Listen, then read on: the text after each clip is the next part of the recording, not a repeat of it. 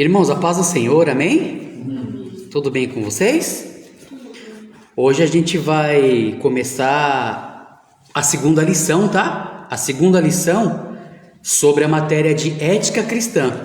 E você que está aí na live, você que está assistindo a aula aí depois nas redes sociais aí, quiser ser nosso aluno, entre em contato, tá? Aí a gente manda o material para sua casa, você acompanha as videoaulas. E de segunda-feira nós temos a aula presencial aqui. Temos outras turmas na semana em outros lugares, mas hoje aqui na Fazenda da Juta, de segunda-feira. Travessa Maria de Médicis, número 18, aqui na Missão Primitiva. Tá bom, gente? Na conta com vocês. Isso aí. Tranquilo até aqui então, pessoal? Gente, hoje... na última aula a gente falou algumas coisas sobre a ética, né? Dentro da filosofia, como que a sociedade que a gente faz parte, a questão do relativismo, como a sociedade ser melhor, através de cada indivíduo sendo melhor, a sociedade como um todo vai ser melhor. Então foi que nós falamos isso sobre a ética cristã, a ética social cristã também. Que tudo ficou difícil depois da queda de Adão e Eva, aí o homem ficou totalmente depravado e etc. Então hoje nós vamos começar a falar exatamente sobre a verdade propriamente dita, tá? É a lição de número 2, a segunda lição do material, tá? Essa segunda lição ela é fracionada em algumas aulas, mas é a lição de número 2. Pessoal, quando a gente fala sobre verdade,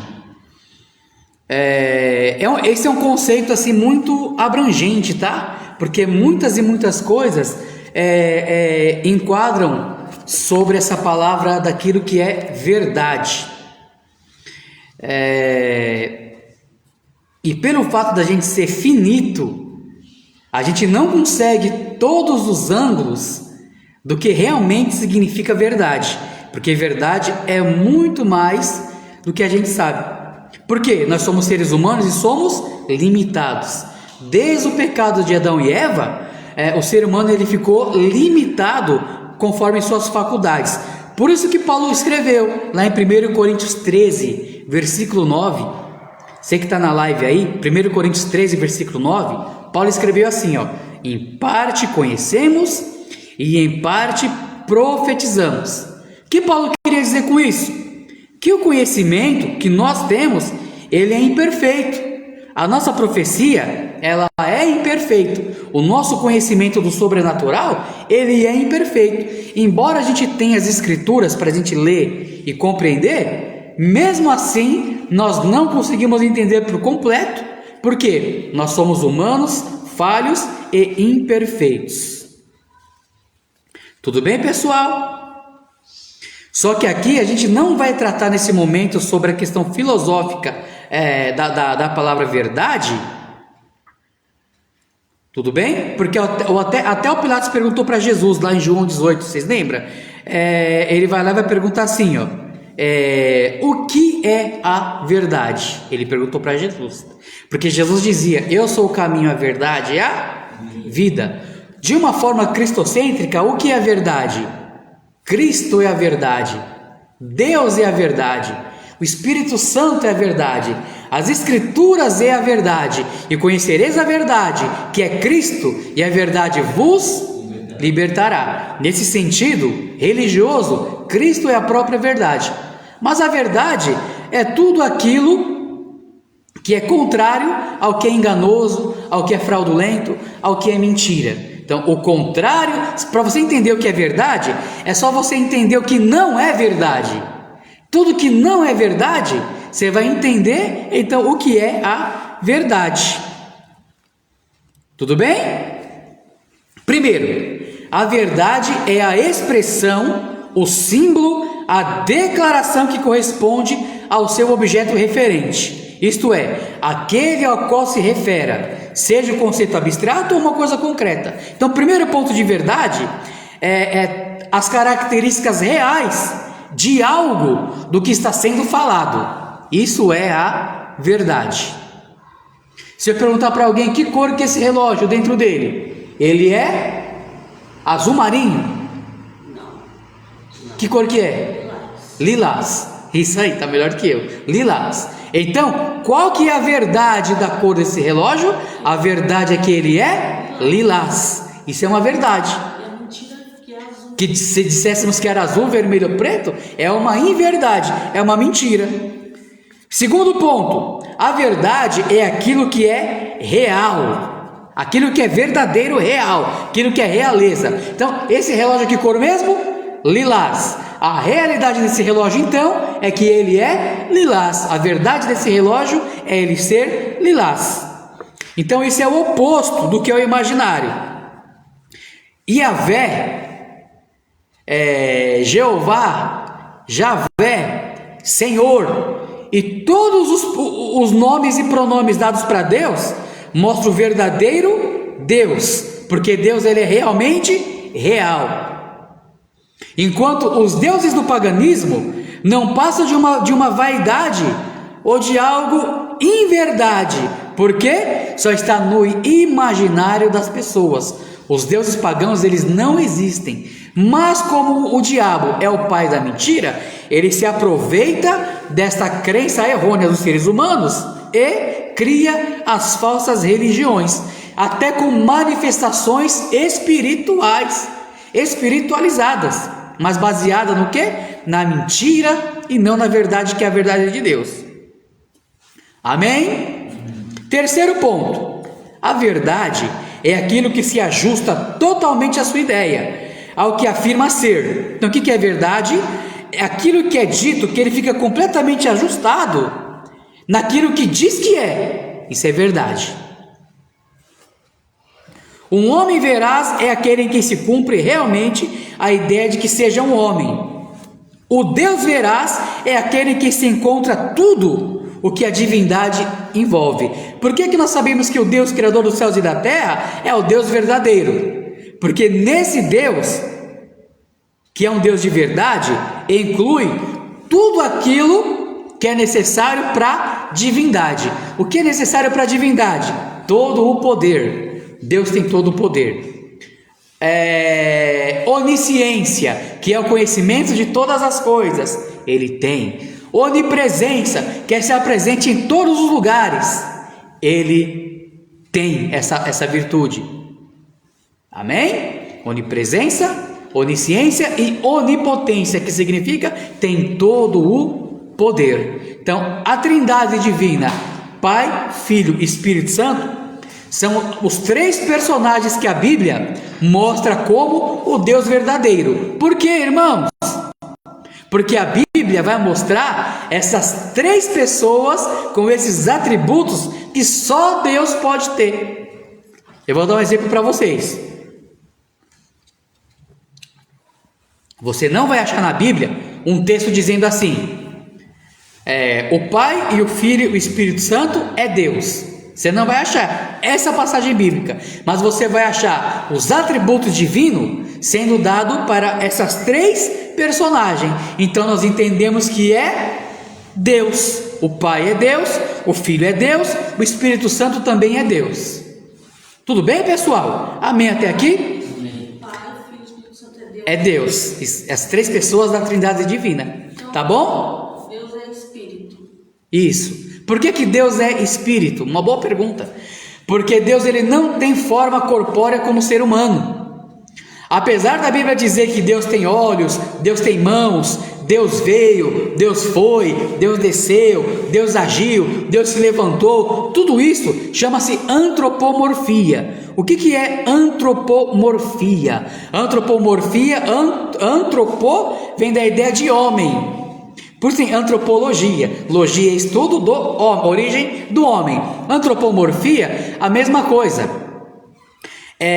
Morfia vem de falar, de dizer. Então significa Deus falando com os homens através da linguagem dos homens.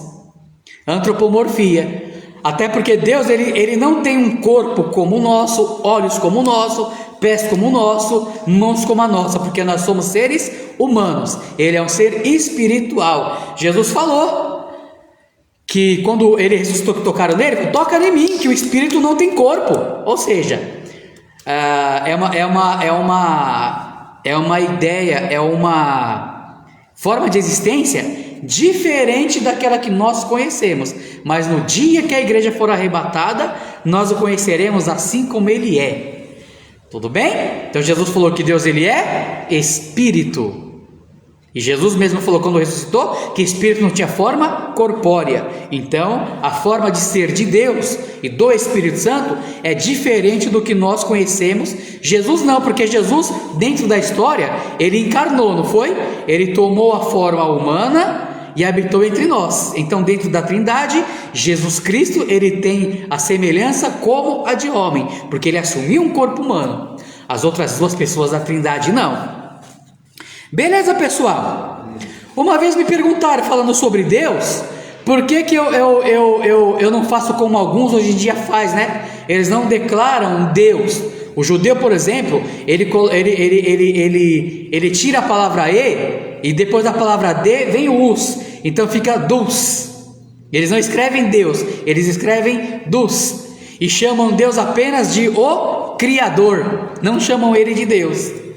Mesma coisa Jesus, eles chamam Jesus de o judeu messiânico, no caso, que crê em Jesus, eles chamam Jesus de Yeshua ou de Yehoshua.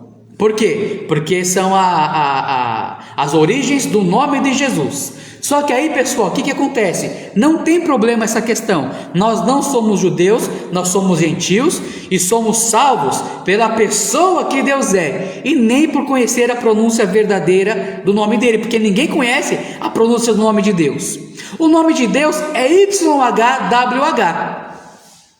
Depois do cativeiro do povo judeu de Babilônia, se perdeu a pronúncia. Ninguém sabe que é o YHWH. Aí, em respeito ao nome de Deus, na matéria de teontologia, nós aprendemos isso, tá? Aí, por referência ao nome de Deus, eles pegaram duas vogais e transliteraram o YHWH.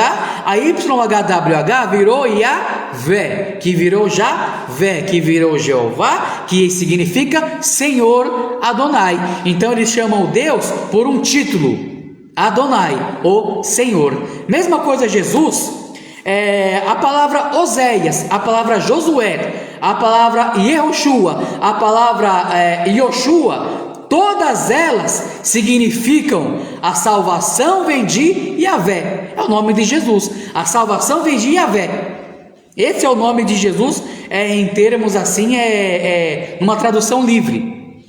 Mas nós chamamos ele de Jesus, porque Jesus é a pronúncia latina para o nome grego, que é Iesos, que é o nome grego do Messias, porque o Novo Testamento foi escrito em grego. Então quando se dirigia a ele, em vez de falar Messias, falava Iesos, que é o Cristo Jesus. A palavra Cristo significa o escolhido, o enviado, aquele que tem o óleo, que é o Espírito Santo de Deus. Então não importa muito a pronúncia que você faz para o Criador, mas importa muito a pessoa que você crê que é o Criador de todas as coisas, o nosso Deus. Tudo bem? Por que o povo hebreu, eles usavam o nome de Deus, por exemplo, com sobrenomes? Porque a palavra Deus, irmão Edinaldo, é uma palavra genérica. A palavra Deus lá em Gênesis 1, por exemplo, é Elohim. Elohim é um nome genérico para Deus, aonde até os deuses pagãos também são chamados desse mesmo nome. Aí o judeu começou a usar um sobrenome para o Elohim, de acordo com aquilo que Deus fazia para eles. Deus vencia a guerra, então eles chamavam o Senhor de Senhor da guerra. Deus trazia a paz, o Senhor da paz. Aí vem a ideia de Jeová, Shalom, e assim sucessivamente. A verdade é que o verdadeiro nome de Deus nós vamos descobrir lá no céu, porque Jesus falou: e conhecereis o nome de Deus, conhecereis o meu novo nome e conhecereis o vosso novo nome, porque o seu nome lá no céu é um outro, não é o nome que somente deu aqui na terra, mas é o nome novo que tem lá. Tudo isso é mistério, que nós vamos entender lá naquele dia. Amém, pessoal? Vamos continuar aqui então. Gente, A verdade é aquilo que nós podemos confiar. Não pode falhar, não pode desapontar. Tudo isso é verdade. Nesse sentido, Deus também é veraz, porque Deus ele é imutável e Deus é fiel. Tudo bem? 32 no livro. A promessa de Deus, ela não pode falhar, porque Ele é verdadeiro. A palavra dele é imutável. A palavra dele não frustra ninguém. A palavra dele permanece para sempre. Jesus falou em João 17:17: Sua palavra é a verdade. Ou seja, tudo que Deus tem revelado, você pode confiar, porque tudo que Deus tem revelado é a verdade. Amém, pessoal? Até uma questão lá no Salmo 15, que é uma questão interessante, é chamado de Salmo do Cidadão do Céu.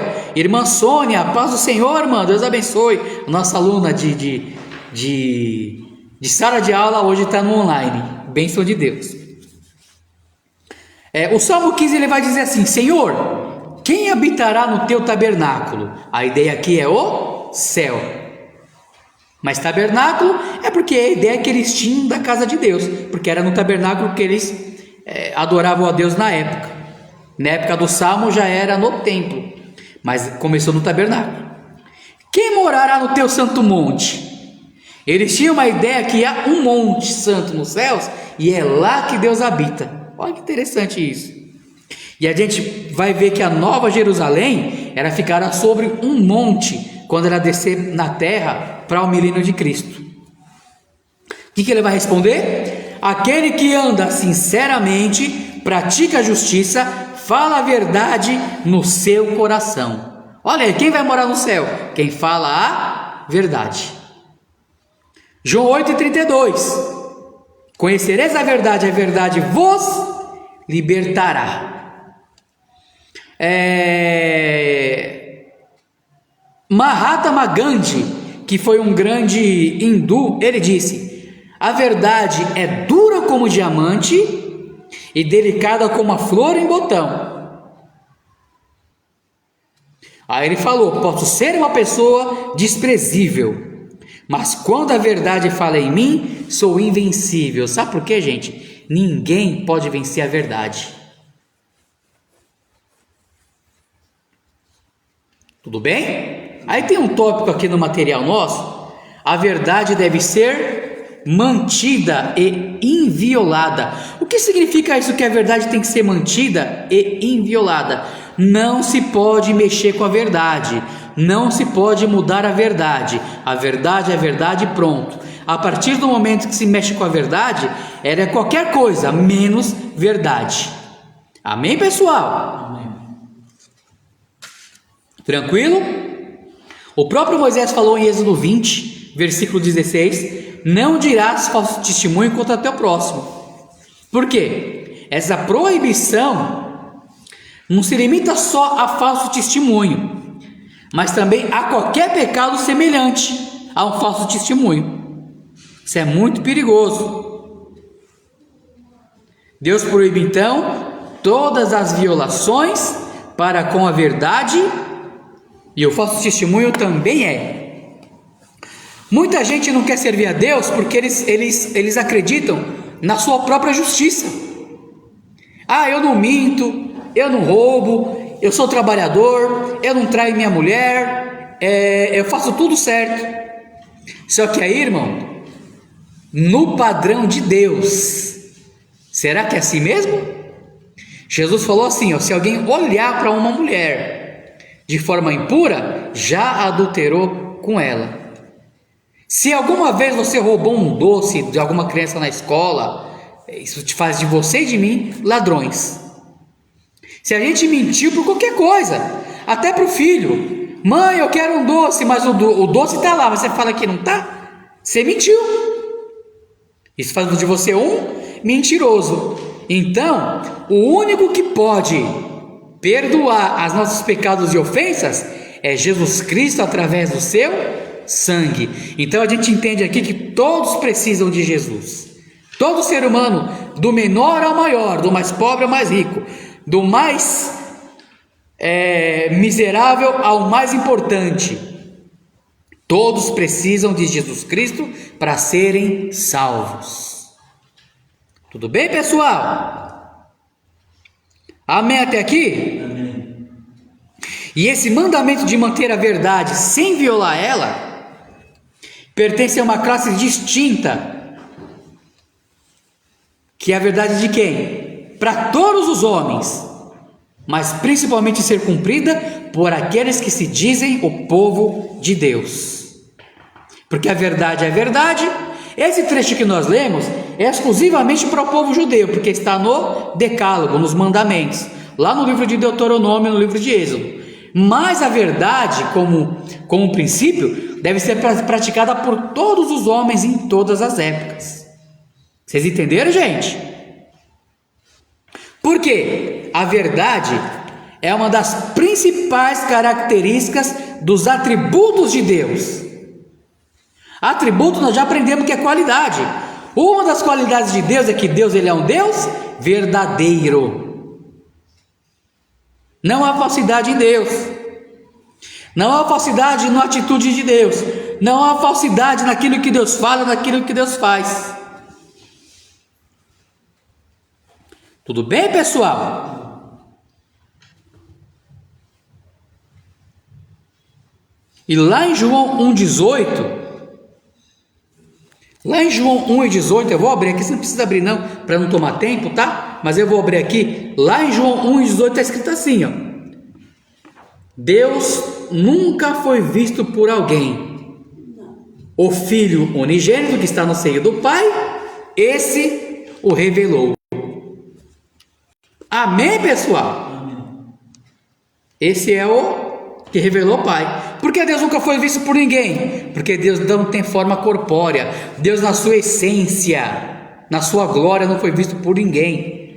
A não ser quando o anjo do Senhor aparecia no Antigo Testamento, Deus se disfarçava como se fosse um homem comum para tratar com as pessoas. Assim ele fez com os pais de Sansão, assim ele fez com Jacó lá no vale de Jaboque. Mas esse assunto a gente trata na cristologia, porque a gente fala que ali é o Cristo pré-encarnado, uma cristofania, mas isso é um assunto para uma outra matéria. Aqui fica com João 1,18. O Filho unigênito. O que é unigênito, gente? Unigênito é aquele que é único, igual àquele que o fez. Vem de Gênesis, de genitor. Então, o único que é igual ao Pai é o Deus Filho, e também inclui o Deus Espírito Santo. Amém, gente? Amém. E esse que está no seio do Pai, esse o revelou. Eu vou ler numa outra tradução aqui na NAA, eu estou lendo a tradução ACF, Almeida Corrigida e Fiel. Agora eu vou ler na NAA, o mesmo João 1,18. Olha como está escrito lá: ninguém jamais viu a Deus. O Deus unigênito que está junto do Pai é quem o revelou. Quem que é esse Deus unigênito? O próprio Cristo Jesus. A NAA aqui, a tradução dela está mais correta com o grego do que a ACF. Aqui é uma correção que precisa. Ei, aí os irmãos aí que são da comitiva da ACF, tem que corrigir aqui, hein? É Deus unigênito. Jesus Cristo é Deus unigênito. Mas vamos continuar aqui. Amém até aqui, pessoal? Amém. Tranquilo? Posso continuar? Pode. Porque em Cristo se manifestou a verdade. A verdade de Deus veio através de quem? De Cristo Jesus. Amém, gente? E os pactos que Deus fez com o homem, as alianças que Deus fez com o homem, as dispensações de Deus tratando com o homem, todas elas são alicerçadas na verdade. Amém? Aquilo que Deus fala jamais falhará. Quer ver só? Eu vou ler Hebreus 10 e 23.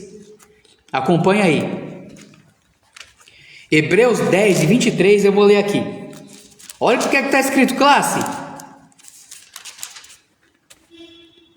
Retenhamos firme a confissão da nossa esperança, porque fiel é o que prometeu.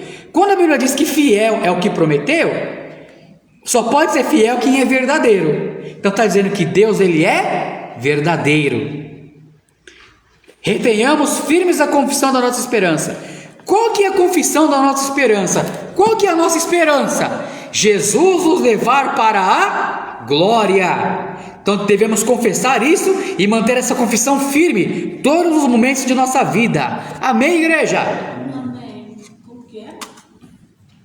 Devemos manter firme a confissão da nossa fé em Cristo todos os momentos, todos os dias, para todo sempre. Amém, pessoal? Vamos continuar. O que acontece, gente? Por que toda essa questão aqui?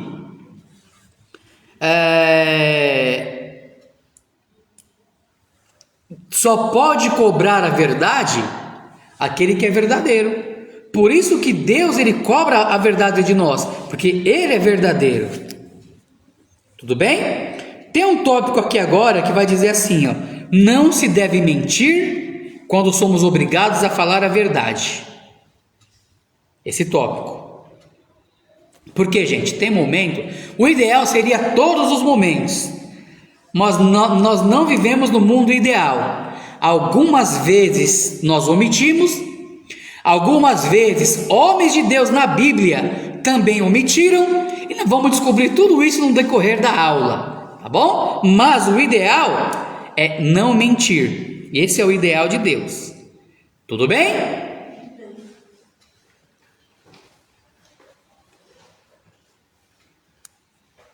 Por exemplo, nós temos um dever de manter firme a fé em Deus, de obedecer a Deus. E essa confissão deve ser mantida a qualquer custo. Tem pessoas que morreram na Bíblia porque não negaram o nome do Senhor. Então, a qualquer custo, temos que manter firme a nossa confissão de fé. Amém, gente?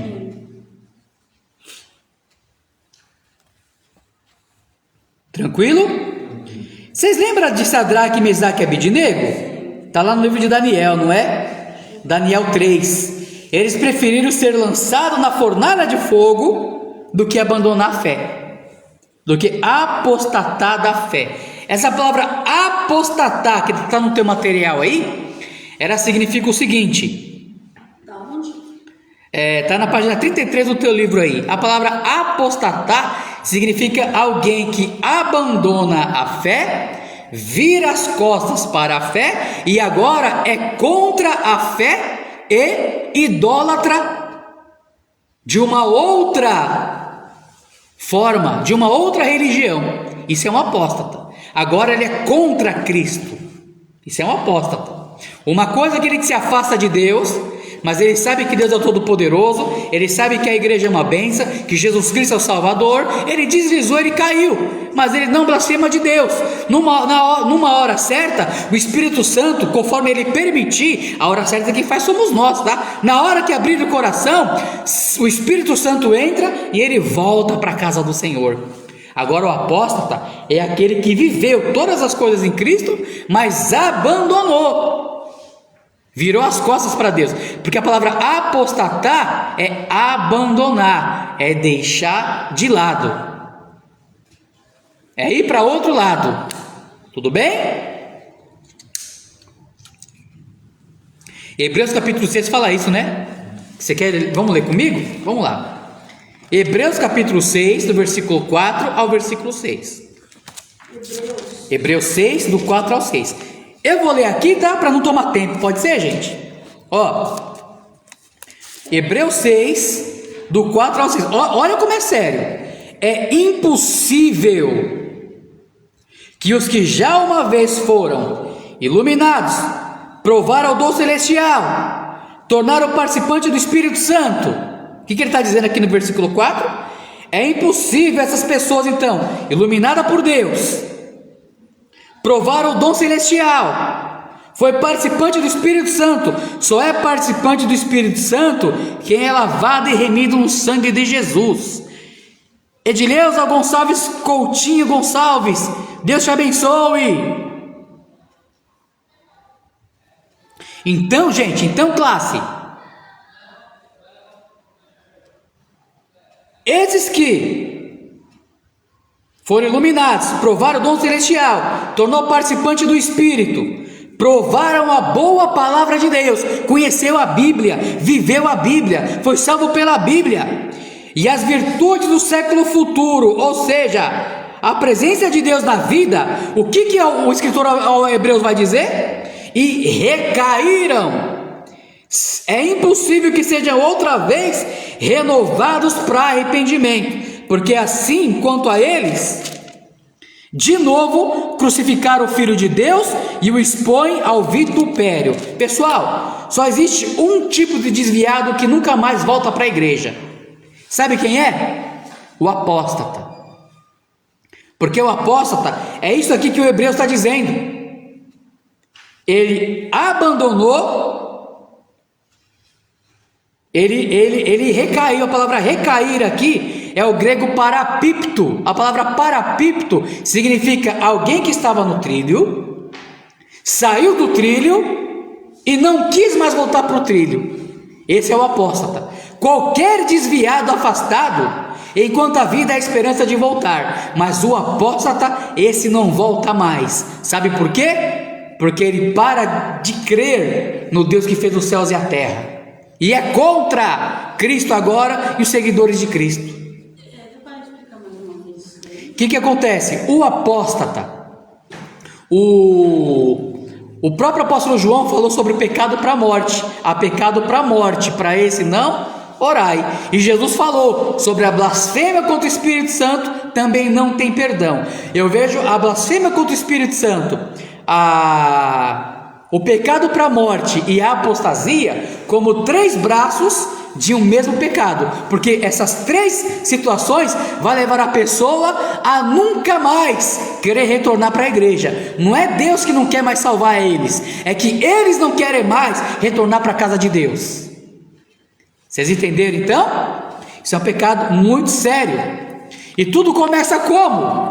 Largando a verdade de Deus. Isso é muito sério. Vocês estão entendendo, gente? Se é da live aí, você está entendendo? Isso é muito sério. Por que estamos falando sobre tudo isso?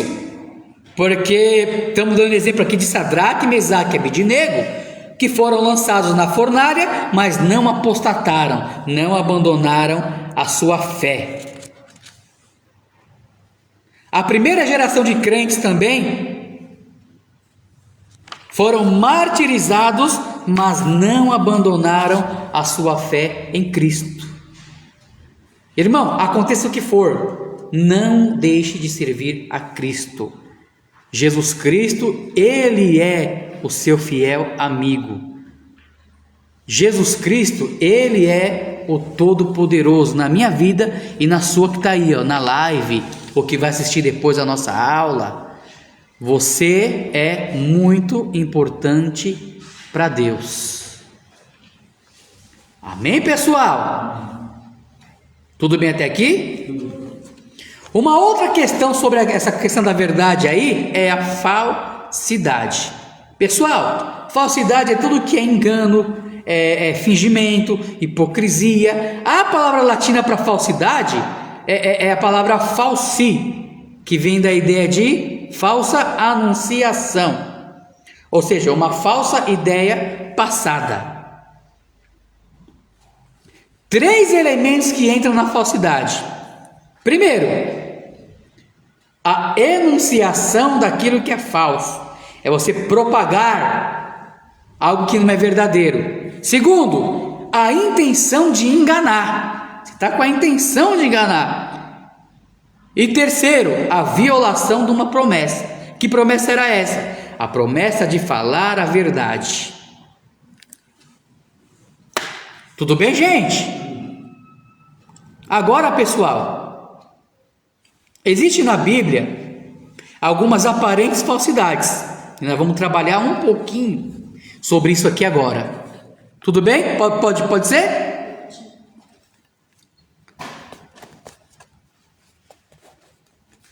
Por quê, pessoal? Há casos em que enunciar algo que não é verdadeiro pode ser um equívoco ou pode ser ignorância. E nem sempre falar o que não é verdadeiro é porque é falsidade ou mentira. Às vezes é falta de conhecimento da verdade mesmo. A pessoa está dizendo aquilo, mas ela desconhece. Ela não sabe que aquilo não é verdade, o que ela está falando. Amém, pessoal? Amém.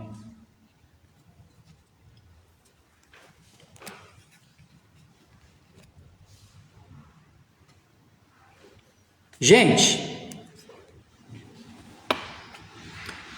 para se caracterizar falsidade, é necessário que haja a intenção de enganar. Amém? Só que às vezes a intenção de enganar nem sempre é carregada de culpa. Nós vamos trabalhar isso aqui um pouquinho mais tarde, nós vamos entender isso, tá? Raabe, vou dar exemplo de Raabe. Quando os perseguidores lá dos espias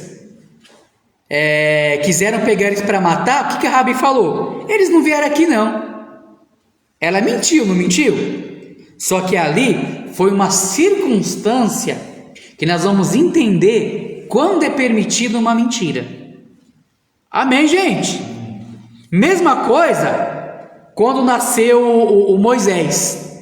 O que o faraó falou? Era para matar todas as crianças. O que as parteiras falaram? Que quando elas chegaram lá, as parteiras já tinham tido os filhos e eles tinham ido embora. Elas também mentiram. Só que nós vamos ver mais na frente algumas causas onde há a permissão de se mentir. Sabe qual que é uma delas? Na guerra e na perseguição. Na guerra, você não é obrigado a falar a verdade para o inimigo, senão o inimigo te mata. Aqui no caso de Raabe, estavam em guerra. No caso das parteiras, estava uma perseguição. Então, há alguns momentos em que é permitido mentir sem levar a culpa, como a guerra e a perseguição. Amém, pessoal? O problema é quando ela é usada a mentira para promover o mal.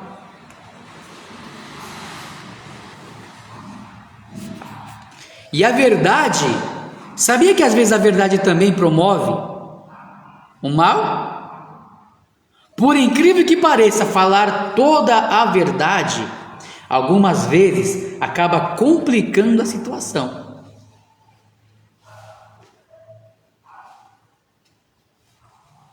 Porque a verdade, pessoal, não basta ser verdadeira. É preciso que a motivação de falar essa verdade também seja verdadeira. Tem gente que fala uma verdade, mas para causar mal para o outro. Por exemplo, quando alguém entrega a uma outra pessoa que fez algo, é verdade, a pessoa fez, mas quem está entregando não é em nome da verdade, mas é só para complicar a situação da outra. Então, uma verdade dessa é verdade, mas está causando bem? Não está causando bem. Então, temos que estudar todos esses pormenores. Amém, pessoal? Pessoas já falaram verdades para promover destruição. Satanás mesmo, ele falou verdade para Jesus, o que estava na Bíblia, mas para Jesus ser ludibriado e querer se jogar do pináculo. Satanás falou: está escrito que dará ordens aos anjos a teu respeito, para que te livre e te guardem. Para quê? Para Jesus se lançar do pináculo e se suicidar. Então, nem sempre a verdade, ela vem com boas intenções. Guarda isso com você. Amém, pessoal? Tudo bem até aqui? Agora vamos lá. A questão da verdade em época de guerra, foi o que eu falei quase agora para vocês. Página nós estamos. 35. Pessoal, 35. isso. 3. É porque a gente só vai dando uma pincelada, senão não dá tempo, né? Muita coisa no material. Então, quem quiser todo o estudo de forma completa, tem que matricular e pegar o material. Tá bom, gente? Pessoal, a maior parte dos críticos, eles concordam em uma situação. Qual? No ambiente de guerra, ocultar a verdade não é imoral, porque isso faz parte da estratégia. Você vai falar a verdade para o teu inimigo? Para o teu inimigo ir lá e te perseguir, te matar, arrancar o que é teu? Então, em época de guerra, por exemplo, não é errado omitir a verdade. Vocês estão entendendo, gente? Pessoal da live, vocês estão entendendo também? Então tá tudo bem. Qualquer dúvida, vocês perguntem aí, tá?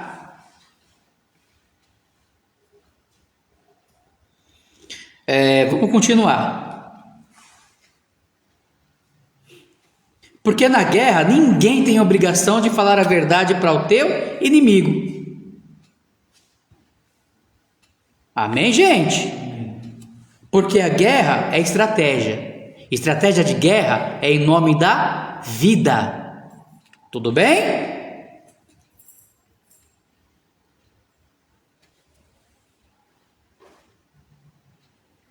Continuando aqui, ó, falando de guerra. Um general, por exemplo, pessoal, ele não tem obrigação de revelar ao seu adversário as suas intenções. Por quê? Porque senão ele vai perder a guerra. Vocês estão entendendo?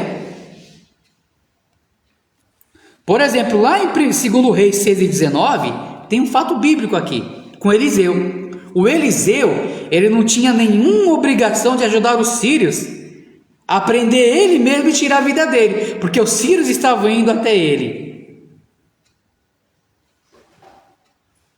Só que aí, o Eliseu os enganou. Deus colocou uma cegueira nos inimigos e os inimigos não souberam que era Eliseu. E ele não falou: eu sou Eliseu, pode me levar. Claro que não.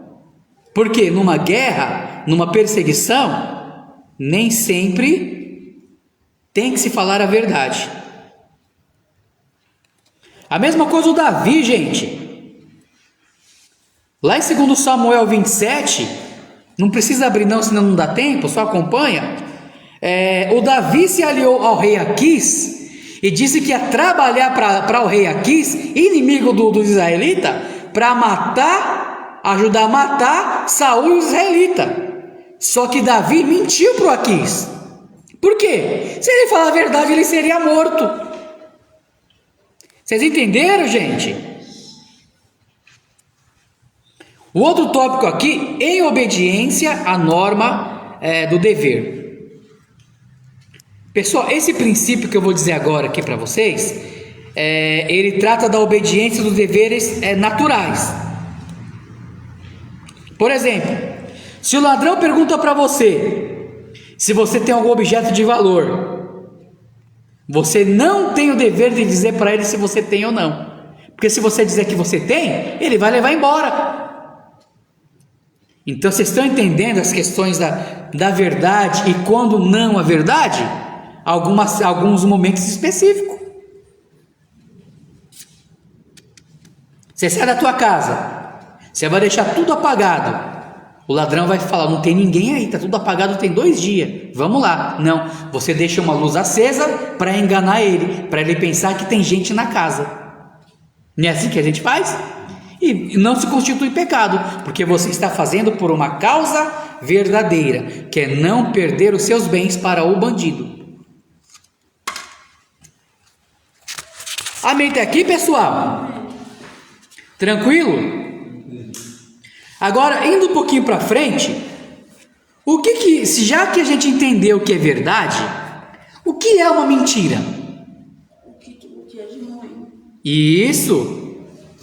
Mentira não é só agir com falsidade, mas ter a intenção de enganar. quando tinha a obrigação de falar a verdade. Olha, lá atrás, no último tópico, não tem obrigação de falar a verdade para o teu inimigo, numa guerra, e nem a um ladrão. Você não tem essa obrigação. Por isso que você mente, e Deus não vai cobrar de você essa mentira. Tudo bem? Agora, quando você tem a obrigação de falar uma verdade do ponto ético, e você não fala, você mente, aí Deus vai cobrar de você, e de mim também. Tranquilo até aqui, pessoal? Em tempo de guerra, o chefe não tem obrigação de falar uma verdade ao seu adversário. Nesse caso, esse engano, o general, ele está enganando o inimigo, não está? Tá. Só que, moralmente, não é um dano, porque ele não está dando as ferramentas para o inimigo destruir ele. Aí é uma mentira aceitável, por causa da circunstância. Tudo bem? Então, pessoal, mentir é você dizer o que é contrário à verdade. É simples assim. Tudo bem, gente? Tudo bem, live? A mentira pode ser de forma consciente, eu estou querendo enganar, ou pode ser de forma inconsciente, por não conhecer o fato de verdade. Quantas vezes as pessoas pagaram preço porque elas, mas você mentiu, só que a pessoa, não é que ela mentiu, ela achava que aquilo era uma verdade, e ela falou, mas não era, e aí sempre é acusada e apontada por causa daquela infelicidade que ela cometeu, que não foi mentir, ela só falou o fato sem saber que não era verdade aquele fato. Vocês estão entendendo, gente? Por exemplo, uma meia-verdade com o propósito de envolver em falsas impressões também é mentira. Lá em Gênesis 3, o que a serpente falou para Eva? Deus falou para vocês que vocês vão morrer se vocês comer da árvore? É mentira! É mentira! Se vocês comerem, vocês vão ficar igual a Deus. Não foi isso que a serpente fez? Aí a Eva foi enganada, comeu e deu para Adão, que de sem vergonha comeu também. Eles morreram ou não morreram? Morreram, porque Deus não mente. Vocês querem ver só? Isso aqui eu vou ler com vocês. Gênesis 3. Olha só. Gênesis 3, versículo 4 e versículo 5. Eu vou ler, vocês acompanham, tá? Gênesis 3, versículo 4.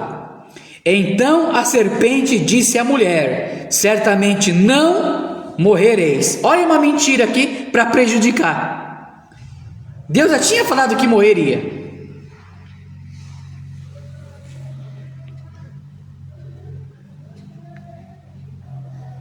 Aí, eu vou ler o versículo 4 e 5. Então a serpente disse à mulher: certamente não morrereis. Mas o que Deus tinha falado antes?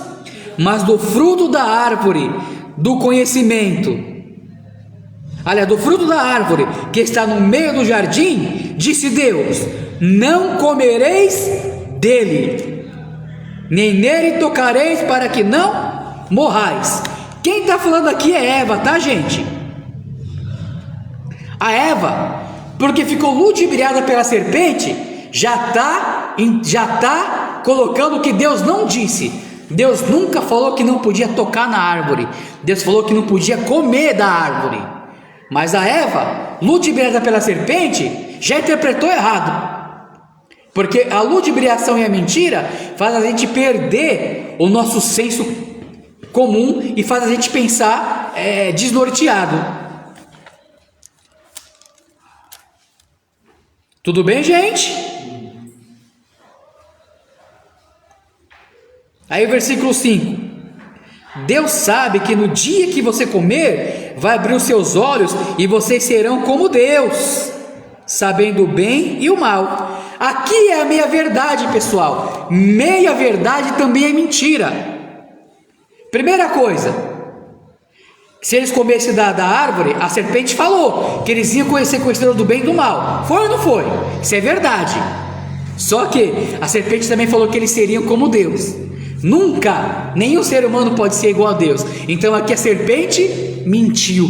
Por isso que Jesus falou que o diabo é mentiroso e o pai da mentira. E quando ele fala a verdade, ele fala só por causa de alguma coisa para se dar bem.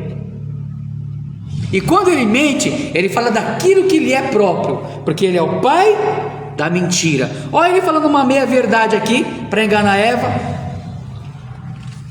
Vou continuar aqui. Olha o versículo 22. Então disse o Senhor Deus: eis que o homem é como um de nós, sabedor do bem e do mal. Ora, para que não estenda a sua mão e tome também da árvore da vida e coma e viva eternamente, Deus lançou os dois fora do jardim. Por quê? Para eles não viverem eternamente no pecado. Deus expulsar Adão e Eva do jardim foi a misericórdia de Deus, para eles serem salvos. Vocês viram que interessante? Tudo bem até aqui, gente?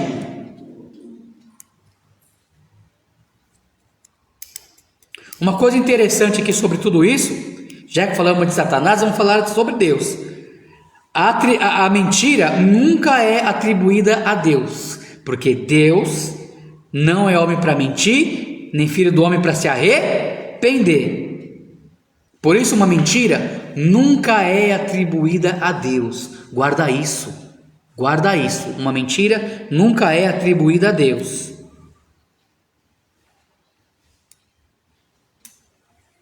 Amém? Agora, pessoal, existem algumas nomenclaturas bíblicas para a palavra mentir.